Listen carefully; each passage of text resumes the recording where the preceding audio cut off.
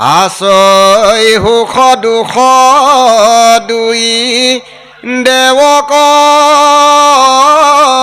পূজনে কেৱলে সুখক মাত্ৰ সাধে সাধুজনে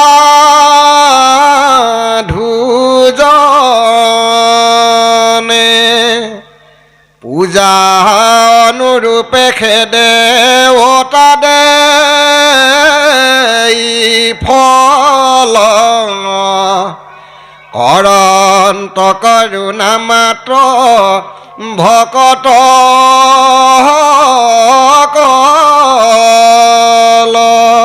কৃষ্ণ কৃষ্ণ। ভগৱন্তৰ আজ্ঞা শিৰোগত কৰি দেৱঋষি নাৰদ বহুদিনৰ অন্তত এদিন এখন সন্ত বসুদেৱৰ ঘৰত গৈ উপস্থিত হ'ল আৰু দেৱঋষি নাৰদক দৰ্শন পাই দেখি বসুদেৱে তাংক পূজিলা সাদৰে।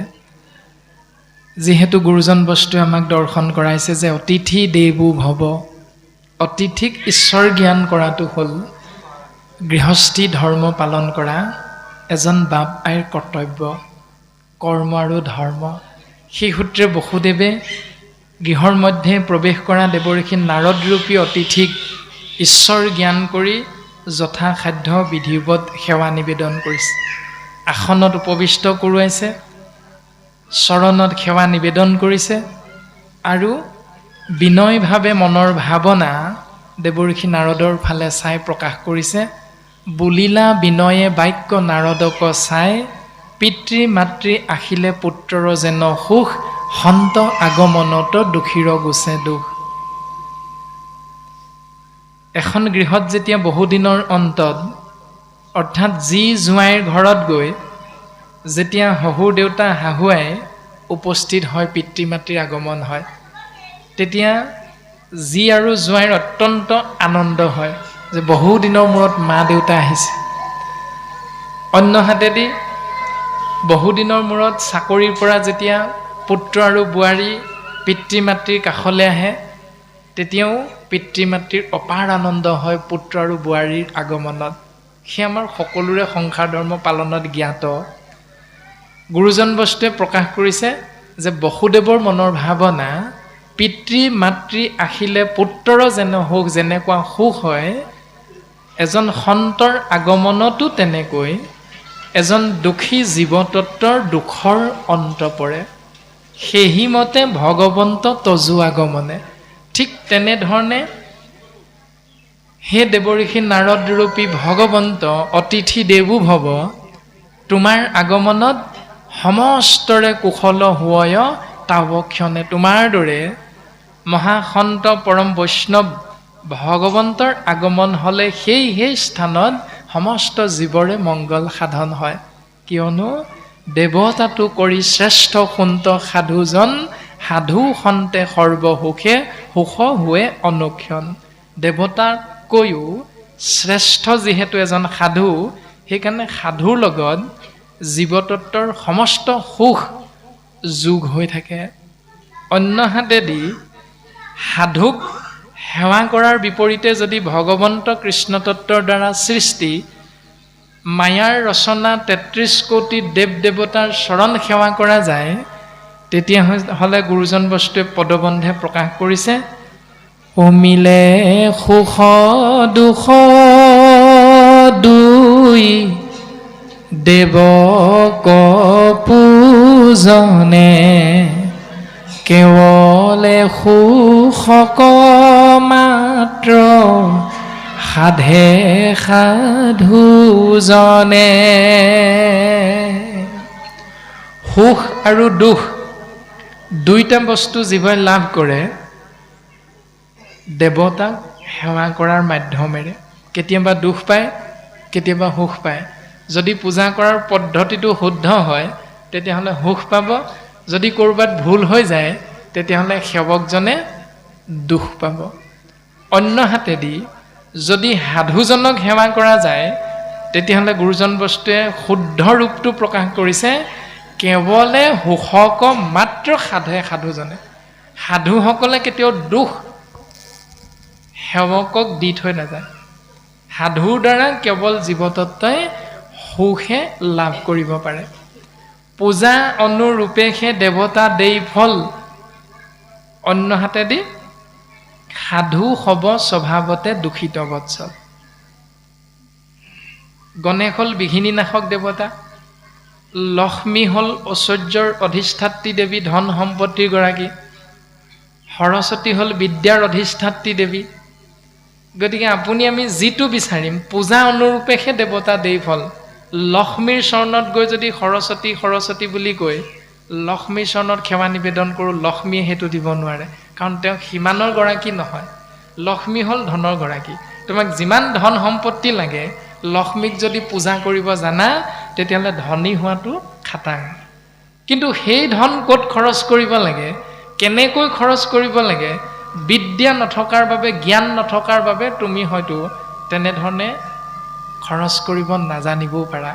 সেইটোতো তোমাক লক্ষ্মীয়ে নিদিয়ে, দিব কেৱল সৰস্বতীয়ে। গতিকে পূজা অনুৰূপেহে দেৱতা দেই ফল।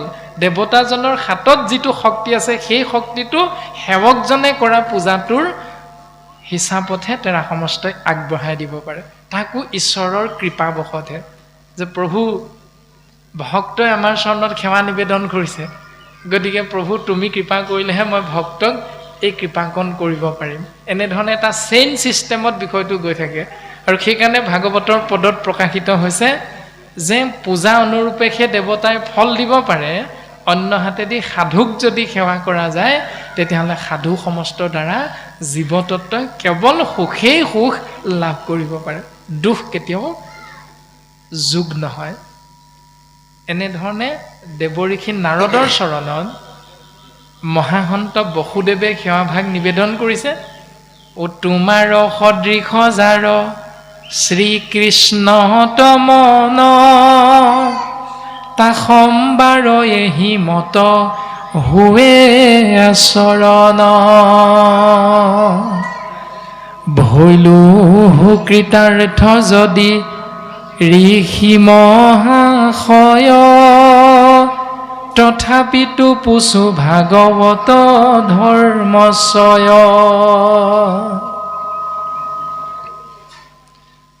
তোমাৰ দৰে এজন মহাসন্তৰ আগমন হ'ল আমাৰ গৃহত, অৰ্থাৎ গৃহতে থাকিয়া দেখিলোঁ তজু চৰণ।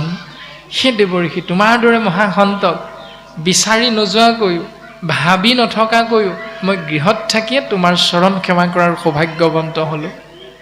তাসম্বাৰ এহিমত হুৱে আচৰণ, ভৈলোহু কৃতাৰ্থ যদি ঋষি মহাশয়।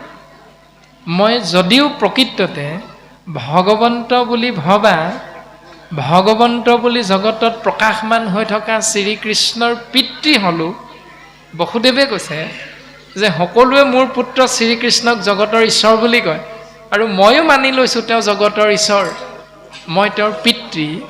কিন্তু দেৱঋষি ভৈলোহু কৃতাৰ্থ যদি ঋষি মহাশয়, এনেধৰণে মই জগতৰ ঈশ্বৰৰ পিতৃ হৈ যদিও মই কৃতকাৰ্যতা লাভ কৰিলোঁ, সিদ্ধি লাভ কৰিলোঁ, তথাপিতো পুছু ভাগৱত ধৰ্মচয়। তথাপিতো মই তোমাৰ পৰা জানিব বিচাৰিছোঁ ভাগৱত ধৰ্ম মানে কি। সেই ভাগৱত ধৰ্ম পৰম শ্ৰদ্ধায়ে যাক শুনিল মাত্ৰকে, যি ভাগৱত ধৰ্ম পৰম শ্ৰদ্ধা সহকাৰে জীৱতত্বই শ্ৰৱণ কৰা মাত্ৰকে দুৰ্ঘোৰ সংসাৰৰ দুখ তৰে সৰ্বলোক। এই দুৰ্ঘোৰ সংসাৰৰ সমস্ত দুখৰ পৰা পৰিত্ৰাণ পাব পাৰে এই সংসাৰত থকা সমস্ত জীৱতত্বই।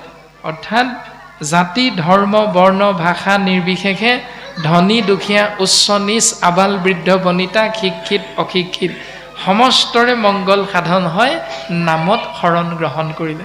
এই কথাটো গুৰুজন বস্তুৱে আমাক উপদেশত প্ৰকাশ কৰিছে।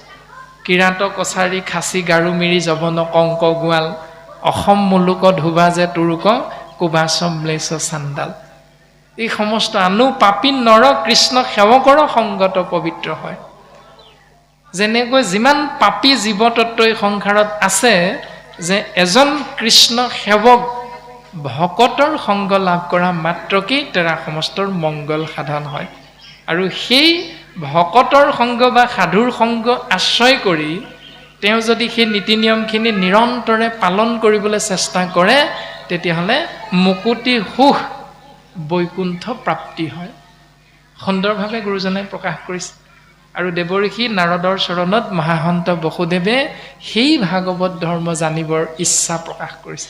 যদিও মই জগতৰ ঈশ্বৰস্বৰূপ শ্ৰীকৃষ্ণৰ পিতৃ, তথাপিতো মই জানিব বিচাৰিছোঁ।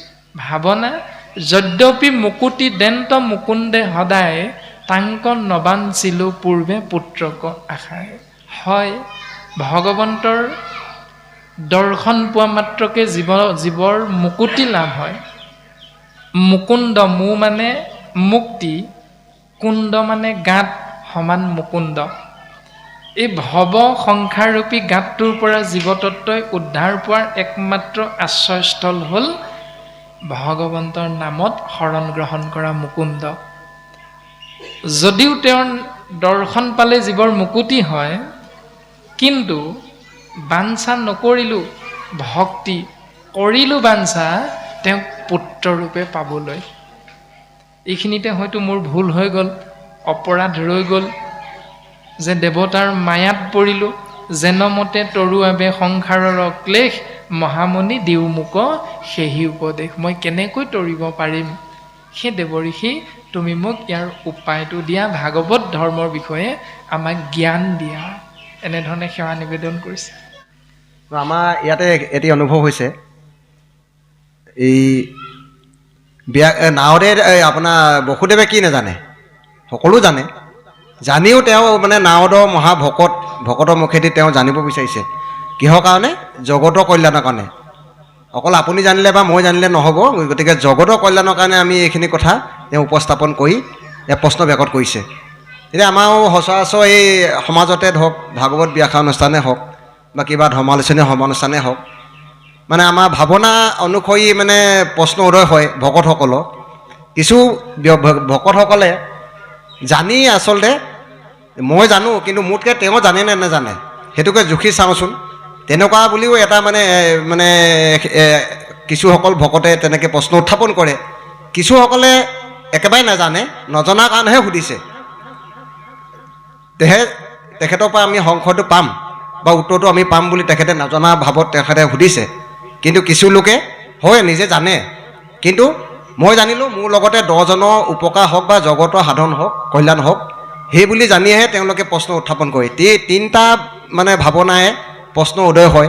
কিন্তু ইয়াতে নাৰদৰ আগত বসুদেৱে জানো বুলিয়ে কৈছে, কিন্তু তথাপি আমাৰ জগতৰ কল্যাণৰ কাৰণেহে তেওঁ উপস্থাপন কৰিছে। আমি ভাবোঁ এনেদৰে, নহয় জানো ভগৱান?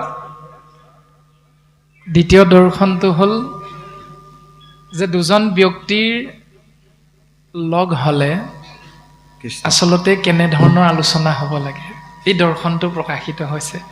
যে ঘৰলৈ এজন অতিথি আহিলে আমি পোনে পোনে সোধোঁ, বোলে শইকীয়া বহু দিনৰ মূৰত দেখা পালোঁ, এই ভালনে বাৰু ঘৰত? বোলে ভালেই। এই ল'ৰা ছোৱালী কিমান কি পালেগৈ, বোৱাৰী আনিলা নি, আদি যিবিলাক আমি পাৰিবাৰিক কথা সোধোঁ, ইয়াত কিন্তু সন্ত নাৰদৰ আগমনত বসুদেৱে তাৰ এটা কথাও সোধা নাই, তেনেকুৱা এটা কথাও সোধা নাই। তাৰ পৰা আমাক সেই জ্ঞানটোকে দিছে যে ঘৰলৈ এজন অতিথি আহিলে আমি আলোচনা কৰিব লাগে কি, আৰু আমি আলোচনা কৰোঁ কি। বাটত কেনেবাকৈ দুজন ব্যক্তি বা দুগৰাকী আই লগ হ'লে আমি আলোচনা কৰোঁ কি, আৰু শাস্ত্ৰই আলোচনা কৰিবলৈ কৈছে কি। তাতে আপোনাৰ মোৰ স্বভাৱটো প্ৰকাশ হৈ আছে। কৃষ্ণ কৃষ্ণ। ৰাম তুখিলা কৃষ্ণক তুমি যিমত ভকতি, আমাক শিখায়ো তাক সমস্তে সম্প্ৰতি, যেবে বসুদেৱ হেন পুছিলা হৰিষি, হৰি স্মৰি আতি প্ৰীতি ভৈলা দেৱ ঋষি, পুলকিত তনু মনে মিলিল আহ্লাদ পাছে বসুদেৱ কৰিলা সাধুবাদ নাৰদ বদতি বসুদেৱ মহাশয় ধন্য ধন্য সাধু বুদ্ধি কৰিলা নিশ্চয় হে ৰাম পুছিলা পৰম ভাগৱত ধৰ্ম যত যাহাক স্মৰণে হুৱে পবিত্ৰ জগত শুনে বা ভনে বা স্মৰে নতুবা আদৰে আনে বা গাঁৱতে জীৱা অভিনন্দা কৰে দেৱ বিশ্ব দোষী কুপ্ৰবৃত্ত কৰে আতি হেন ধৰ্ম শুনিবে তোমাৰ ভৈলা মতি শ্ৰৱণ কীৰ্তনে যাৰ হিজয় পুণ্যগণ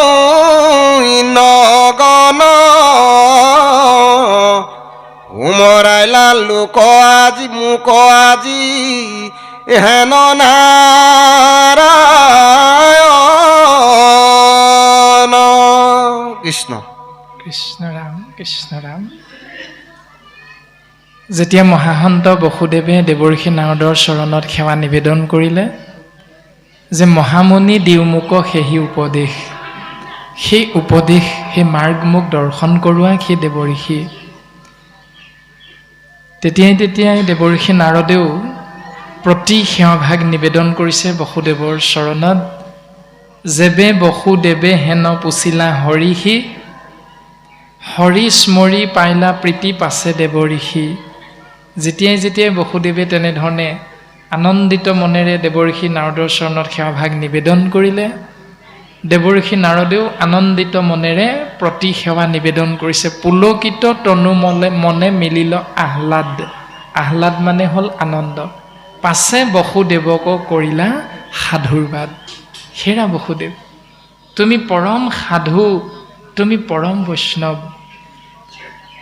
সেইকাৰণেহে তোমাৰ পদ্মমুখখনতে জগত কল্যাণমূলক সাৰ বস্তু ভাগৱত ধৰ্ম জানিবৰ উপায় বিচৰা হৈছে প্ৰকাশিত হৈছে নাৰদ বদতি বসুদেৱ মহাশয় ধন্য ধন্য বুদ্ধি সাৰ কৰিলা নিশ্চয় তুমি সাৰ বুদ্ধি প্ৰকাশ কৰিছা তুমি জানিব বিচাৰিছা ভাগৱত মহাধৰ্ম যাক স্মৰণ কৰা মাত্ৰকে জগত পবিত্ৰ হয় শুনিলে কৈ থাকিলে স্মৰণ কৰিলে গাই থকাজনৰ মানে কৈ থকাজনৰ গুণ যশ অন্যৰ আগত প্ৰকাশ কৰিলে সমস্ত প্ৰকাৰে এটি জীৱতত্বই ঈশ্বৰৰ নাম আশ্ৰয় কৰা মাত্ৰকে মংগল সাধন হয় শুনে বা ভনে বা স্মৰে নতুবা আদৰে আনে বা গাৱন্তে জীৱা অভিনন্দা কৰে দেৱ বিশ্বদোহীক পবিত্ৰ কৰে আতি হেন ধৰ্ম শুনিবে তোমাৰো ভৈলমতি দেৱতত্ত্ব বিশ্বদ্ৰোহী এটি জীৱতত্ত্বও কৃষ্ণ নাম ল'লে পবিত্ৰ হৈ যাব পাৰে এনেহেন ভাগৱত ধৰ্মৰ বিষয়ে তুমি আজি জানিব বিচাৰিছা তোমাৰ লগতে ময়ো ধন্য হৈ গ'লো সেই বসুদেৱ কাৰণ ময়ো কৃষ্ণ গুণ নাম আশ্ৰয় কৰিবলৈ সুবিধা পালোঁ সেইকাৰণে তুমি নিজে ধন্য নহয় তোমাৰ সেই কথাখিনি জানিবৰ বাবে আমাৰ আগত যে আমাক যে তুমি নিৰ্বাচন কৰিলা তাৰ বাবে আমিও ধন্য হৈ গ'লো সেই বসুদেৱ শ্ৰৱণ কীৰ্তনে যাৰ হিজে পুণ্যগণ সোমৰাইলা মোক আজি হেন নাৰায়ণ। কিনো উপকাৰ কৰিলাহা মহাশয় জানিলো ভৈলেক মূৰ মহাভাগ্যোদয়। যিটো কথা মুহূৰ্ত পুচিলা মহামতী আৰ ইতিহাস এক শুনিও সম্প্ৰতি। তুমি মোক যিটো কথা সুধিছা ভাগৱত ধৰ্মৰ বিষয়ে, এই কথাখিনি আমি যদিও জানো তথাপিতো তোমাক আমাৰ মতেৰে ক'ব বিচৰা নাই বসুদেৱ। ইয়াৰো এটা ইতিহাস আছে। সেই ইতিহাসটো অৰ্থাৎ তুমি নাভাবিবা বসুদেৱ যে তুমিয়ে ভাগৱত ধৰ্মৰ বিষয়ে সোধা প্ৰথম প্ৰশ্নকৰ্তাজন। তুমি যি ভাগৱত ধৰ্মৰ বিষয়ে সুধিছা এইখিনি তোমাতকৈ বহু যুগৰ আগতেই নিমি নামৰ এজন ৰজাই ঋষভ প্ৰভুৰ 100জন পুত্ৰৰ ভিতৰত যি 9জন পৰম বৈষ্ণৱ তেওঁলোককো এই ভাগৱত ধৰ্মৰ কথা জানিবৰ বাবে সুধিছিল। গতিকে আমি নিজে নিজৰ মতটো তোমাৰ আগত ক'বৰ ইচ্ছা কৰা নাই ৰাজন বসুদেৱ।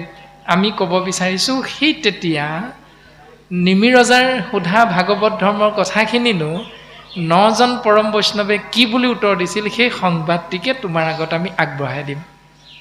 তুমি সাৱধান হোৱা বসুদেৱ, আমি ক'বৰ বাবে আগবঢ়া হৈছে। কৃষ্ণ মাধৱ এ ৰামে নৱসিদ্ধ হমে নিমি এ ৰাজাৰ সংবাদ শ্ৰৱণ মাত্ৰকে মনে মিলিবে আহ্লাদ। শুনাহে হি কথা তুমি স্থিৰ কৰি মন ভাগৱত ধৰ্মৰ আশ্ৰয় নিৰূপণ।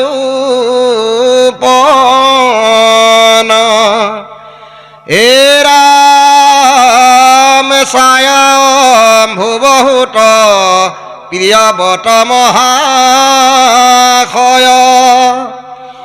আছিলা অগ্নিধৰ নামে তাহানত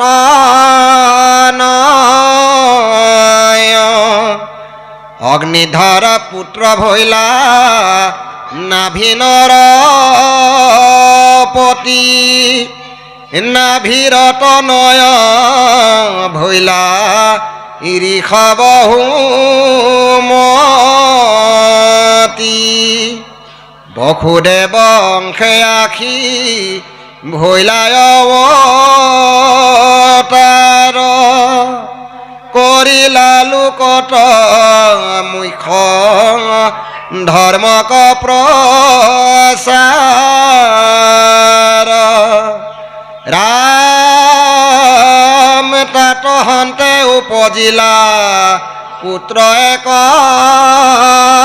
হত শ্ৰেষ্ঠ ভৈলা ভৰত পৰম ভাগৱত।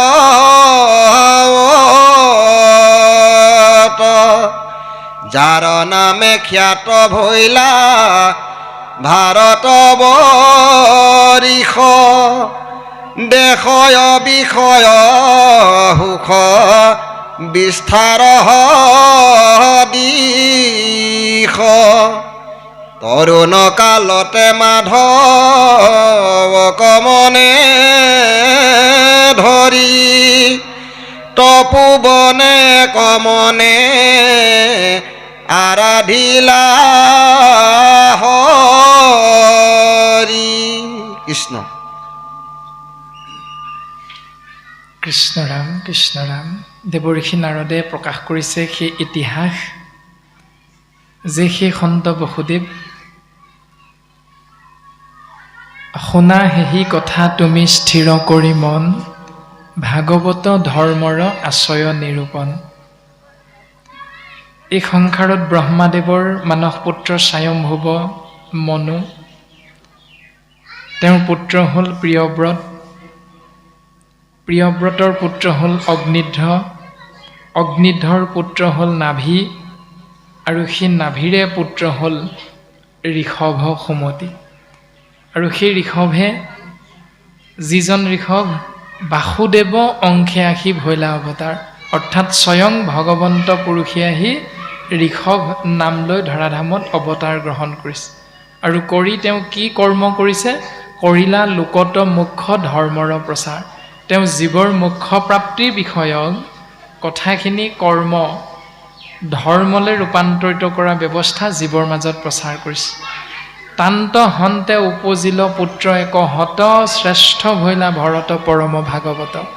সেই ঋষভে স্বৰ্গৰ দেৱৰাজ ইন্দ্ৰৰ কন্যা জয়ন্তীক পত্নী হিচাপে গ্ৰহণ কৰি গৃহস্থী ধৰ্ম পালন কৰোঁতে 100জন পুত্ৰৰ পিতৃ হৈছে।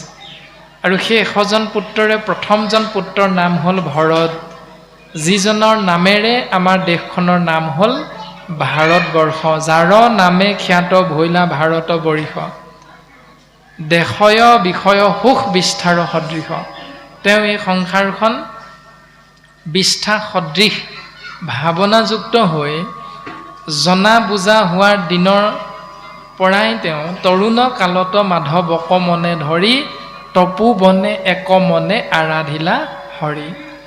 তেওঁ বনৰ মাজত বা যি স্থানলৈকে যায়, য'তেই নাথাকক, তেওঁ এটাই উদ্দেশ্য, এটাই ভাৱনা, সেয়া হ'ল কেৱল কৃষ্ণস্তু ভগৱন্ত। আৰু এনেধৰণে তেওঁ কৰ্মফল ভোগ কৰোঁতে 3টা জন্ম লাভ কৰিছে। ভৰত, জৰভৰত, হৰিণ, এনেধৰণে 3টা জন্ম লাভ কৰিছে। 3 জন্মে পাইলা তেহু ভগৱন্ত গতি, আৰু নৱজন ভৈলা নৱবৰ্ষপতি। এনেধৰণে ভৰতে মুখ্য প্ৰাপ্তি হৈছে। তাৰ পাছত 9জন পিতৃৰ পৈতৃক সম্পত্তি লাভ কৰি 9খন সৰু সৰু ৰাজ্যৰ একোজন ৰজা হিচাপে জীৱন ধাৰণ কৰিছে। তাৰ পাছত একাধিক 80জন ভৈল দ্বিজ, প্ৰায় 81জন প্ৰায় ব্ৰাহ্মণ সদৃশ, কিন্তু সম্পূৰ্ণৰূপত তেৰা সমস্ত ব্ৰাহ্মণ নহয়, থাকিল লোকত কৰ্মকাণ্ড প্ৰৱৰ্তাই। তেওঁলোকে জীৱিকা হিচাপে কৰ্মকাণ্ড মাৰ্গটোক আশ্ৰয় কৰি জীৱন নিৰ্বাহ কৰিছে। ভৈলা মহাসিদ্ধ তত্ত্ব জ্ঞানী নৱজন, ঈশ্বৰ কৃষ্ণক মাত্ৰ কৰে নিৰূপণ। তাৰ পাছত থাকিল মাত্ৰ 9জন। প্ৰথমজন ভৰত, তাৰ পাছত 9জন হ'ল 9খন ৰাজ্যৰ ৰজা, তাৰ পাছত 81জন সমান 91জন হ'ল। যিহেতু পুত্ৰ 100জন আৰু থাকিল 91 লগত 9 যোগ কৰিলে 100, মানে 100ৰ পৰা 91 বিয়োগ কৰিলে থাকিল 9। আৰু সেই 9জন হ'ল মহাসিদ্ধ তত্ত্বজ্ঞানী, আৰু তেওঁলোকে জীৱন আগবঢ়াই নিলে কেৱল ঈশ্বৰ কৃষ্ণক মাত্ৰ কৰে নিৰূপণ। তেওঁলোকৰ কায় বাক্য মন চিত্ত, খাওঁতে শুওঁতে উঠোঁতে বহোঁতে বাক্যে বচনে খোজে কাটলে প্ৰত্যেক মুহূৰ্ততে এটাই ভাৱনা, কেৱল কৃষ্ণস্তু ভগৱান স্বয়ং। হে সন্ত বসুদেৱ, এইবুলি দেৱঋষি নাৰদে ঋষভ প্ৰভুৰ সেই 100জন পুত্ৰৰ এটি মূল্যাংকন কৰিছে, দৰ্শন কৰাইছে স্বভাৱ, আচাৰ আচৰণ। কৃষ্ণ আৰু এ ৰাম কবি হবি অন্তৰীক্ষ চতুৰ্থ প্ৰবুদ্ধ, অপৰ পিপ্ললায়ন আবিহূত্ৰ শুদ্ধ, দ্ৰুমিল সমস কৰ ভাজন নৱম, এহি নৱসিদ্ধ হৰি ভকত পৰম, ইটো স্থূল সূক্ষ্ম ৰূপ বিশ্বচৰাচৰ, হবে নাৰায়ণময় দেখে নিৰন্তৰ,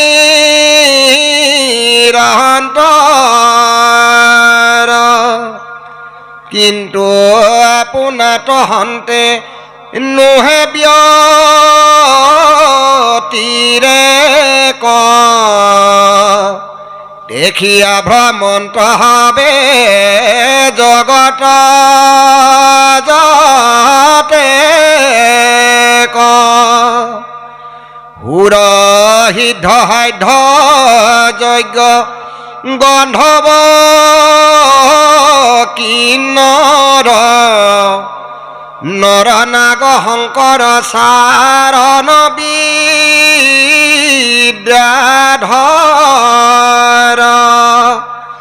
সৰ্বদায় ভ্ৰমিয়া ফুৰে তা সম্বাৰ পুৰে গমন কৰন্ত নিত্য গোলোক নগৰে ৰামে কাহাতো কিঞ্চিত মনে নাহিয়া শকতি আকাশে সঞ্চৰে হবে অবাধিত গতি ঋষিগণ হমে নিমি ৰাজা মহাশয়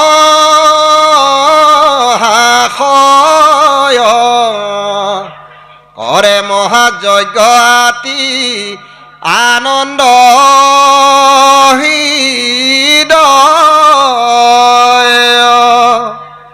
ভৈলা নৱসিদ্ধ হেহি সভাত প্ৰৱেশ সূৰ্য সম জলে দেহা দিগম্বৰ বেশ মহাভাগৱত হবে অকস্মাতে আইলা দেখিয়া সভাৰ লোক বিস্ময় পাইলা। কৃষ্ণ কৃষ্ণ। সেই সন্ত বসুদেৱ, সেই 9জন তত্ত্বদৰ্শী পুৰুষৰ নাম আমি তোমাক কওঁ শুনা। কবি, হবি, অন্তৰিক্ষ, প্ৰবুদ্ধ, পিপলায়ন, আবিৰ্হূত, দ্ৰুমিল, সমস আৰু কৰভাজন। এই 9জন পৰম বৈষ্ণৱ ইমানেই শক্তিমন্ত, ইমানেই পৰম তত্ত্বদৰ্শী জ্ঞানী যে তেৰা সমস্ত যি স্থানলৈকে যাব বিচাৰে সেই স্থানতে তেওঁলোক অবাধিত গতি কৰিব পাৰে। অৰ্থাৎ কোনো বাধাৰ সন্মুখীন নোহোৱাকৈ তেৰা সমস্ত ইচ্ছা অনুসৰি সেই স্থানতে উপনীত হ'ব পাৰে। আনহে নেলাগে সৰ্বদা ভ্ৰমীয়া ফুৰে তাসম্বাৰ পুৰে গমন কৰন্ত নিত্য গোলোক নগৰে। তেওঁলোক সমস্ততে ঘূৰি ফুৰে যদিও তেওঁলোক কিন্তু প্ৰত্যেক দিনাই এক স্থানলৈ গৈ থাকে, সেয়া হ'ল গোলোক বৈকুণ্ঠ, য'ত ভগৱন্ত বস্তু সৰ্বতো প্ৰকাৰে বিৰাজমান হৈ থাকে। গোলোক বৈকুণ্ঠ যাক অময়া স্থান বুলি কোৱা হৈছে। কাহাতো কিঞ্চিত মনে নাহি আশকতি আকাশে সঞ্চৰে সবে অবাধিত গতি ঋষিগণ সমে নিমি ৰাজা মহাশয় কৰে মহাযজ্ঞ আতি আনন্দ হৃদয়। আৰু এনেকৈ এদিন নিমি ৰজাই পুত্ৰ কামনা কৰি এটি যজ্ঞ কৰি থকা সেই স্থানত ঋষভ প্ৰভুৰ সেই 9জন তত্ত্বদৰ্শী পুৰুষ, সিদ্ধ পুৰুষ গৈ উপস্থিত হ'ল। ঋষিগণ সমে নিমি ৰাজা মহাশয় কৰে মহাযজ্ঞ আতি আনন্দ হৃদয় ভৈলা নৱ সিদ্ধ সেহি সভাত প্ৰৱেশ সূৰ্য সমে জলে হবে দিগম্বৰ বেশ দেহা দিগম্বৰ বেশ মহাভাগৱত সবে অকস্মাতে আইলা দেখিয়া সভাৰ লোক বিস্ময় পাইলা। এনেধৰণৰ 9জন দিব্য পুৰুষ অকস্মাতে দৰ্শন পোৱা মাত্ৰকে সমস্তজন সভাত উপস্থিত থকা সমস্তজন বিস্ময়াভিভূত হৈ পৰিছে। আৰু বিস্ময়ত তেৰা সমস্তই কৰজোৰ কৰিয়াতি সচকিত মতি গুৰু পুৰোহিত সমে উঠিলা নৃপতি। গুৰু পুৰোহিত সমস্তৰ সহিতে নিমিৰজা থিয় হৈ হাত জোৰ কৰি কৃতাঞ্জলি সেৱা নিবেদন কৰিছে। আনহে নেলাগে যি যজ্ঞকুণ্ডত অগ্নি প্ৰজ্বলিত হৈ আছিল, সেই অগ্নিয়েও মূৰ্তি ধৰি অগ্নি কুণ্ডৰ ভৈলাবাজ। সেই অগ্নিতত্ত্বই নিজৰ ৰূপ ধাৰণ কৰি সেই অগ্নিৰ পৰা নিজে নিজে প্ৰকট হৈছে। সেই 9জন তত্ত্বদৰ্শী সিদ্ধ পুৰুষক সেৱা কৰিবৰ বাবে সিদ্ধ সমস্তক সাদৰিলা সামৰাজ। সমস্তজনৰ সহিতে সেই 9জন সিদ্ধকো সেৱাভাগ নিবেদন কৰিছে অগ্নিতত্ত্বই। আচাৰ্য ঋত্বিজ সবু যজ্ঞ কাৰ্য এৰি কৰিলা শুশ্ৰূষা সিদ্ধ সমস্তকে বেঢ়ি। সাধু সংগে সবাৰো নিৰ্মল ভৈলা মতি, সঘনে উপজে কৃষ্ণ চৰণত ৰতি। অকণমান আগলৈকে যজ্ঞ হৈ আছে, সেই যজ্ঞত কৃষ্ণৰ প্ৰতি যিটো ভাৱনা থাকিব লাগিছিল সেইখিনিতো আছেই, কিন্তু অকস্মাতে যে 9জন তত্ত্বদৰ্শী সিদ্ধ পুৰুষৰ আগমন হ'ল, এৰা সমস্তৰ ৰূপৰ জেউতি দেখা মাত্ৰকে কৃষ্ণৰ প্ৰতি ৰতি প্ৰীতি ভক্তি উপস্থিত সভাসদবৰ্গৰ আৰু দুগুণে বাঢ়ি গুচি গ'ল। এই দৰ্শন পদবন্ধে প্ৰকাশ কৰিছে। তাৰ পাছত প্ৰকাশিত হৈছে ৰাম ৰাম বিনা অলংকাৰে কৰে শৰীৰ দীপিতি, তা সম্বাক দেখিয়া নিমিৰ মহা প্ৰীতি। শৰীৰত যেনেধৰণে অলংকাৰ পৰিধান কৰিব লাগিছিল, তেনেধৰণৰ মূল্যৱান অলংকাৰ পৰিধান নকৰা স্বত্তেও এই 9জন পৰম তত্ত্বদৰ্শী সিদ্ধ পুৰুষক দেখাত কিন্তু অতিকে সুন্দৰ দেখা পোৱা গৈছে, অতিকৈ সুন্দৰ। তাসম্বাক দেখিয়া নিমিৰ মহাপ্ৰীতি, তেওঁলোকক দেখা মাত্ৰই নিমিৰজাৰ তেওঁলোকৰ প্ৰতি যেন বহুদিনৰ চিনাকি, বহুদিনৰ মূৰত তেৰা সমস্তক দৰ্শন পাইছে, আগত যেন তেওঁলোকৰ লগতেই তেওঁ আছিল, এই ভাৱনাটো প্ৰীতিটো তৎক্ষণাৎ হৃদয়ৰ মাজত প্ৰকাশ হৈছে। আৰু লগে লগে কৰিলা আসনে বৈখাই চৰণত পূজা, প্ৰণামী বিনান্ত কৃতাঞ্জলি কৰি ৰাজা। বহিবৰ বাবে আসন যুগুতাই দিছে আৰু তেৰা সমস্তৰ চৰণ কমলত কৃতাঞ্জলি সেৱা নিবেদন কৰি মনৰ ভাৱনা প্ৰকাশ কৰিছে। সেই সন্ত বসুদেৱ তুমি শুনাচোন।